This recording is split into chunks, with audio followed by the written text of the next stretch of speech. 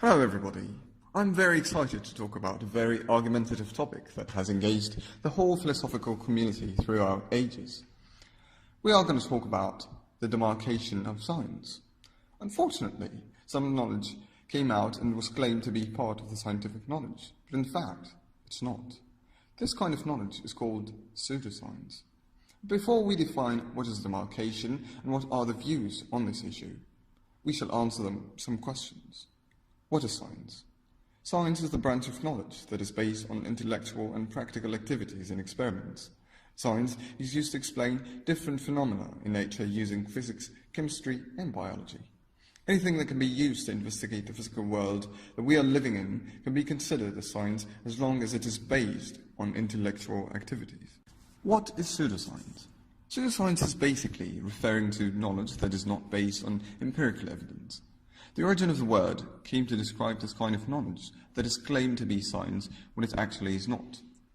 Pseudoscience has no scientific basis.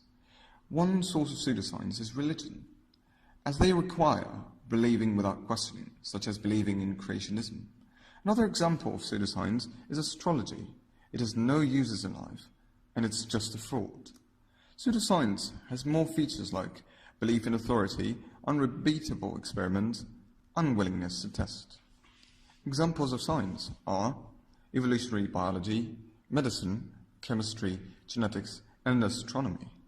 Examples of pseudoscience are alternative medicine, astrology, horoscopes, alchemy, and neurology. The importance of demarcation appears in many areas in our daily life, like expert testimony. It is based on the ground that everybody would agree to resolve their conflicts based on science because of its reliability. It is common to find science experts giving testimonies in court of law, and no one would protest, because it is a word of science. Healthcare, to get rid of superstitious ideas for recovery which may lead to death. And it's important in environmental policies, science and education. How all schools see the demarcation problem from its own perspective.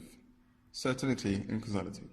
Aristotle proposed that science must be infallible, must deal with causality, and must be derived from universals.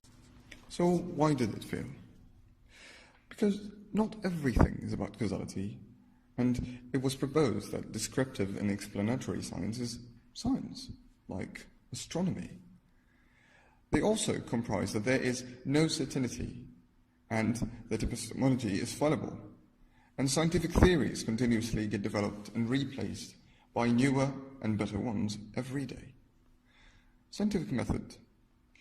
It proposed that there must be a methodology to demarcate science from pseudoscience. However, there's no exact agreement about what this method is. So now, let's move to the modern schools. Well, they use verification, which is defined by the scientific statement as the statement that could be verified and composed of logical part and empirical part, was used by logical positivists to demarcate the scientific and metaphysical statements. But it had problems, such as any statement could be verified at any instance. The universal laws cannot be verified. And there's also the falsification.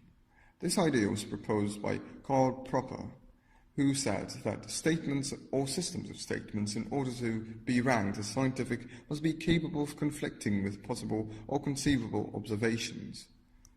But it also had problems. This idea is not applicable for the existential statements like the existence of atoms. He also hadn't taken into account that some pseudoscience may claim that it's falsifiable. Consequently, it's to be categorized as a science like astrology. We also have puzzle solving. Thomas Kuhn suggested that normal science, which is science that exists in transitional phases of scientific revolutions.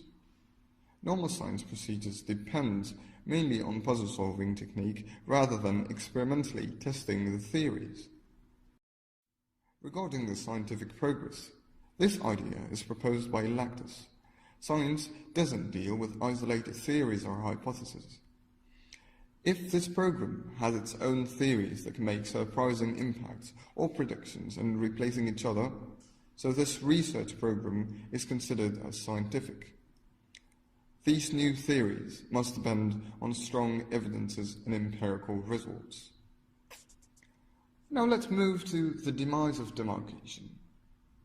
Loudon was one of the pioneers in this field. The demarcation problem has faced a lot of attack and rejection. The loudest voice against the demarcation was Loudon's. According to him, philosophy isn't qualified to deliver the goods in all endeavours to differentiate between science and pseudoscience. Loudon had a view that all historical demarcation criteria were originally used as war machines in odds between opponents of science and opponents of pseudoscience. He also considered the whole demarcation issue as a pseudoscience problem and a waste of time, and he suggested that it should be replaced by concentrating on which knowledge is reliable and which isn't. The results of all this is that the work on demarcation has waned after Loudon.